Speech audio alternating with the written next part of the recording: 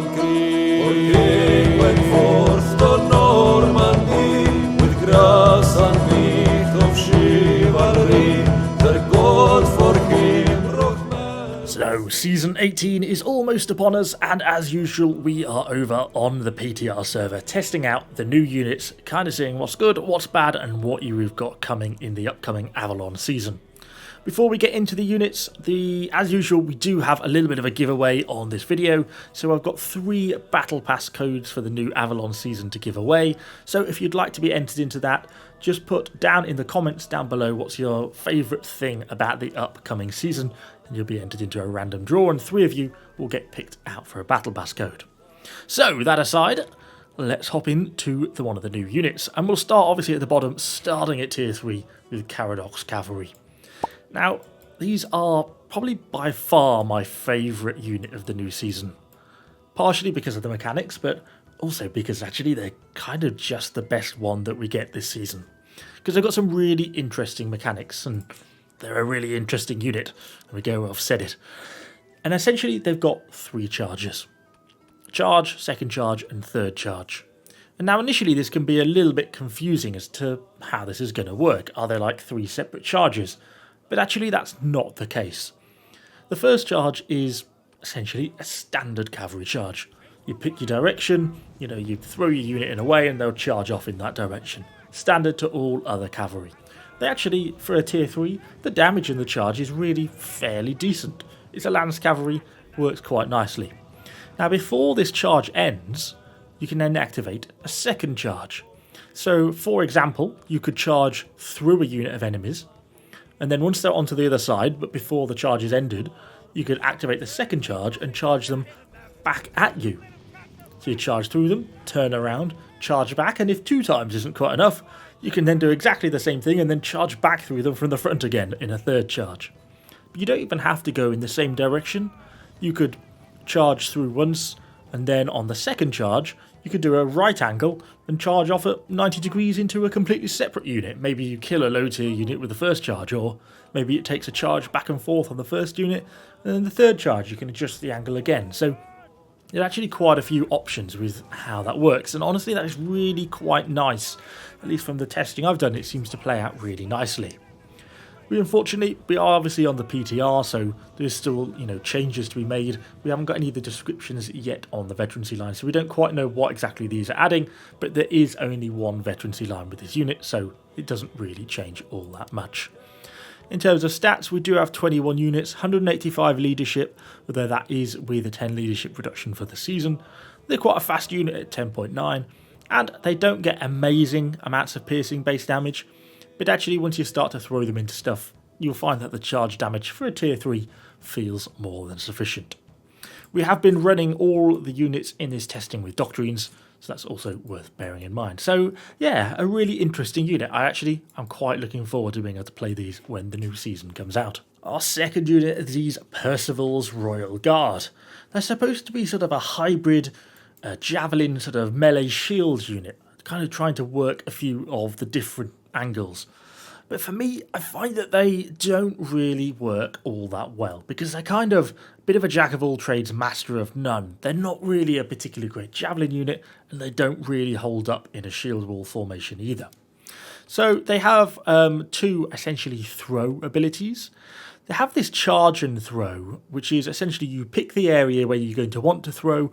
It then takes a couple of seconds for it to sort of charge up, and then they can throw the javelins. But the damage that they do with them, while it's not bad, it actually hits reasonably hard. By the time you've added the sort of 3 seconds to charge up, and the fact that this ability is on sort of a reasonably long cooldown, it kind of just feels like a bad throw. And then they have just a normal auto throw, so you don't even get to aim this one. This is like pressing the 1 key on a javelin sergeant or an Imperial Javelineers. They just throw at the nearest enemy to them. Sometimes they do it well, sometimes they just throw them all into the dirt. That's kind of just the AI with Conqueror's Blade. So javelins, it's not that they're bad, but it's not exactly amazing either. On top of that, they're supposed to have this sort of shield wall formation, but I find generally speaking that anything that comes up against that shield wall doesn't really have any trouble pushing their way straight through it. And because the melee damage of these guys is so poor, it just doesn't really tend to be a very effective melee unit either. I'm just struggling to see why you would pick this unit above something like some Imperial Javeliers, Javelin Sergeants, which are going to perform their abilities a lot better. Frankly, I'd say Imperial Javeliers' melee ability is also better than these guys. So they're a unit that really kind of lacks a place in the current meta, in my opinion. They get things like, they've got the Heavy Shield Javelin trait and throw with charging, but again, as I say, it doesn't really seem to do anything. I can't see from the testing any real benefit to actually charging this up for longer. You can leave them sort of stuck in the charge stance for a few seconds, but it doesn't really seem to make any difference to the overall damage. And again, unfortunately, we can't see the veterancy line, although judging from the pictures, I am making the assumption this is increased ammo, but some of these things here kind of look like increased damage, so maybe there's a trade-off between the two there. And so you may have been a little bit disappointed by the last unit, but fear not, you're going to be even more disappointed by the Queen's Knights. Yeah, unfortunately, I'm struggling with these guys. They just don't really seem to be very effective. We tested them against basically anything else at Tier 5 and couldn't find a single other Tier 5 unit that they could convincingly win against. They did manage to beat some Spear Sergeants in the end. That was about the best we managed to get out of them. Their problem seems to be that their damage is kind of not too bad, but they have no sort of block break ability. So as soon as they come up against anything with a block, they essentially just do no damage. They don't seem to have an active block in return, so they take full damage. And because they have no sort of real burst damaging abilities, it just seems to be that they just seem to falter and struggle to really get any significant damage out. In terms of abilities, well, they actually have two abilities. It seems to have still got the icons from the javelins, but they have this basically where they lunge with the sword. They take a step forwards and like stab forward, almost like a fencing strike. Seems to be like, it's not really a charge, but it's almost like a step into combat. And if you hit things that are unshielded, it does do a bit of damage in that step in. And then they have this sort of shield bash ability, which is a bit of a longer sort of combo where they sort of hit with the shield and then strike with the sword. And that can be a little bit more effective. It can do some damage, but the problem is by the time you're really activating that, some of the unit is already dead, and most of them are kind of already down to half health, so it doesn't really seem to make all that much difference. It says it has the block and strike, but in my experience it doesn't really seem to do all that much blocking, so it's kind of limiting their abilities. They have two formations, a dispersed and a block, but really they're really kind of fairly similar. There are 24 people in a unit. I suppose it is only 285 leadership, so in that sense it's not quite so bad. And they do have pretty good piercing armour penetration, and the damage is sort of a-okay. But much kind of like the javelins, I feel like they don't really fulfill a niche.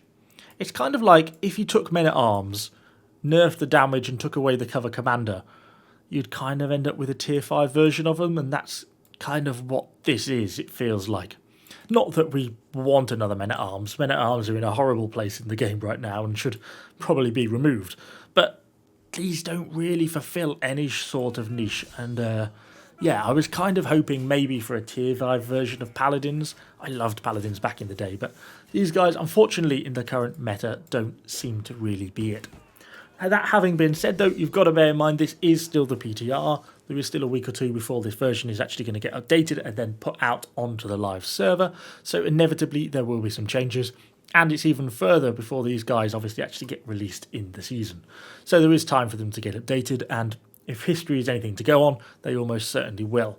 I think the one thing we've got to be hopeful for is that they don't get over-updated and end up being massively overpowered on the other side. But anyway, that is kind of my overview of the 3 new units that we're going to be added with Season 18, the Avalon season. Do let me know what you think in the comments down below. And obviously, if you want to enter that competition, do make sure you put your favourite thing about the new season. Just make sure it's not the Queen's Knights, because they're awful. Anyway, hopefully you've enjoyed the video, and I shall just leave you with my favourite emote that they have ever added into the game, which is, of course, now I'm going to be using a lot more in battles.